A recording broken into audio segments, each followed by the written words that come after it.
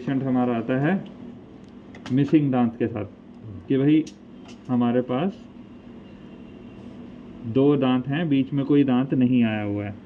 तो हम क्या करते हैं कि यहाँ से गम्स को उठाते हैं, वहाँ पे इम्प्लांट डालते हैं और उसे वापस बंद कर देते हैं। इम्प्लांट डाल के, इम्प्लांट बोन के अंदर डलता है दांतों के बीच में।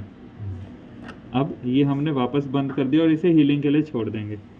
तो जब हीलिंग के लिए छोड़ देंगे तो 3 मंथ्स के बाद हमारे पास पेशेंट ऐसे आएगा कि ये टूथ है, ये टूथ है, ठीक है ना, और यहाँ पे बीच में हमारा इम्प्लांट डला हुआ था। तो हम क्या करेंगे कि जहाँ पे इम्प्लांट डला हुआ था उसके ऊपर या तो पंच करेंगे या फिर हम बीपी ब्लेड से एक सर्कुलर कट लगाएंगे, ठीक है ना, या फिर सिंगल कट लगा के फ्लैप ओपन करेंगे और फिर हम वहाँ से गम्स को हटा देंगे। तो ये हमने गम्स को वहाँ से हटा दिया। अब हमें क्या दिख रहा है कि जो इम्प्लांट के ऊपर हमने कवर स्क्रू लगा रखा था वो दिख रहा है वहाँ पे। तो अब हम क्या करेंगे, कवर स्क्रू को यहाँ से ओपन करेंगे इस तरीके से और कवर स्क्रू को हटा लेंगे। तो जब हम कवर स्क्रू को हटाएंगे तो हमें इम्प्लांट के अंदर का कॉलर दिख रहा है। इरिगेट करेंगे, अच्छे से क्लीन कर लेंगे और इसकी जगह पे हम लगाएंगे यहाँ पे impression coping, impression abutment, healing abutment, ठीक है ना, या जिंजाइवल फॉर्मर, जिंजाइवल फॉर्मर या ट्रांस जिंजाइवल अबटमेंट। तो ये हमें लगाना ही है। अगर हमने पहले कवर स्क्रू लगाया था तो हमें लगाना ही होता है। हाँ, अगर हम पंच कर रहे हैं, ब्लीडिंग नहीं है, सॉफ्ट टिश्यू में हम ज़्यादा चेंजेस का एक्सपेक्ट नहीं कर रहे, तो हम बिना लगाए भी डायरेक्ट, मतलब लगा के तो ये पेशेंट को भेजना ही पड़ेगा ना, पर हम इम्प्रेशन उसी दिन ले सकते हैं। क्वेश्चन ये है। तो हमने अब हीलिंग अबटमेंट लगा दी। आइडियली हमने 2 वीक के लिए पेशेंट को छोड़ दिया। सूचर लगाने पड़े तो सूचर लगाए, नहीं भी सूचर लगाए तो 2 वीक के बाद पेशेंट आया, गम्स अच्छे से हील अप कर गए हैं, हमारे पास एक जिंजाइवल कॉलर बन गया है। अब हम क्या करेंगे, यहाँ से हीलिंग अबटमेंट को हटाएंगे और उसकी जगह पे हमारे पास जो भी अबटमेंट है, अगर वैसे आइडियल मेथड ये नहीं होता तो मैं ये वो बता रहा हूँ जो एक शॉर्टकट तरीका है, फिर मैं आइडियल मेथड की तरफ जाऊँगा। हमने अबटमेंट लगाई वहाँ पे और अबटमेंट को हमने स्क्रू के साथ सिक्योर कर लिया। इसके अंदर एक वो जाएगा, इसके बाद इसके अंदर स्क्रू जाएगा और उससे हम टाइट कर देंगे। अबटमेंट को टाइट करने के बाद हमने क्लियरेंस चेक कर ली, उसी को पेशेंट के माउथ में मॉडिफाई करके एडजस्ट कर लिया। ये जो हम इम्प्रेशन लेते हैं ये आइडियल तरीका नहीं होता, इसे बोलते हैं अबटमेंट लेवल इम्प्रेशन, ठीक है। पर ये एक शॉर्टकट तरीका है। जो लोग सीमेंट रिटेन्ड क्राउन्स देते हैं वो लोग इस मेथड का यूज़ करते हैं। ये आइडियल तरीका नहीं होता क्योंकि इससे जो क्राउन बनता है वो सीमेंट रिटेन्ड होता है, उसकी मार्जिनल फिनिश अच्छी नहीं होती और उसमें later on gingival issues develop कर सकते हैं। प्लस उसकी रिट्रीवेबिलिटी अच्छी नहीं है, कल को कोई भी इशू होगा तो हमें क्राउन कट करके हटाना पड़ता है। तो ये तरीका हम लोग आइडियली नहीं फॉलो करते।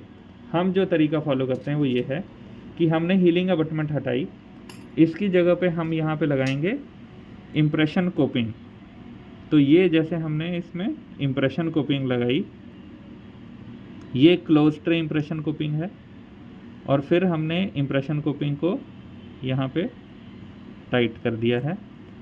अब ये जो इम्प्रेशन कोपिंग हमने टाइट करी है इसके बाद हमें इसके फैसेट्स दिख रहे हैं, ठीक है ना।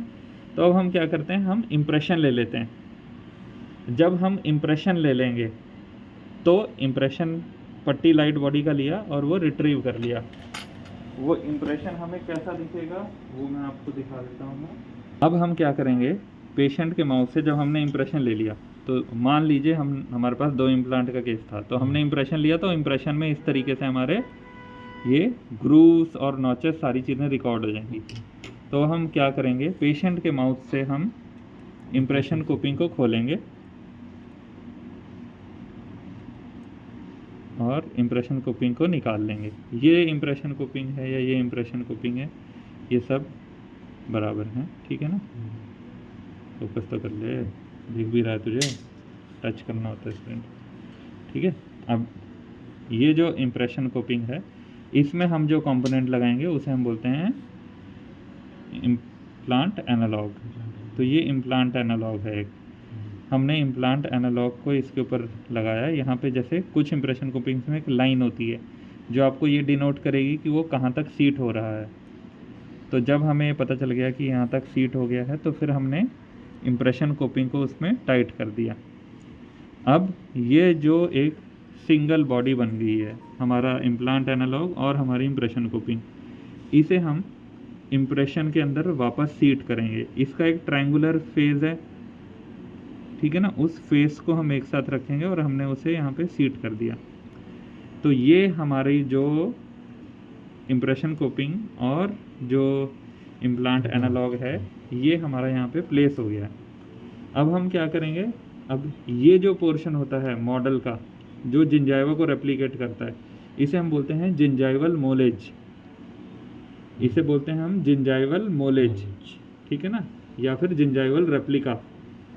तो पहले इसमें हम जिंजाइवल रेप्लिका को पोर करेंगे जो कि एक गन के साथ टिप के साथ होता है, और फिर हम उसके ऊपर डाइस्टोन से मॉडल पोर कर देंगे, ठीक है जी। जब हम उसे डाइस्टोन के मॉडल को निकालेंगे तो वो इस तरीके से एक मॉडल बन के आएगा हमारे पास।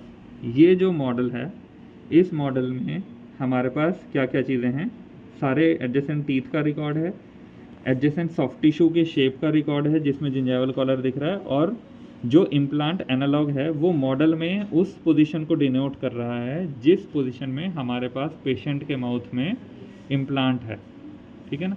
अब हम क्या करेंगे कि इसके ऊपर हम सारा काम करेंगे, इस मॉडल के ऊपर। अब हम इस मॉडल के ऊपर अबटमेंट लगाएंगे लैब में, और फिर हम इसके ऊपर एक स्क्रू रिटेन्ड क्राउन बना देंगे। तो जो क्राउन है वो फिक्स करने के बाद कैसा दिखेगा, वो हमें ऐसा दिखेगा जैसे ये एक constable crown screw retained PFM crown है, ठीक है ना। तो अब ये पेशेंट के माउथ में इस तरीके से जाके फिट हो जाएगा। इसके अंदर जो ये स्क्रू है, हम जब इसे टाइट कर देंगे तो ये यहाँ पे सिक्योर हो जाएगा।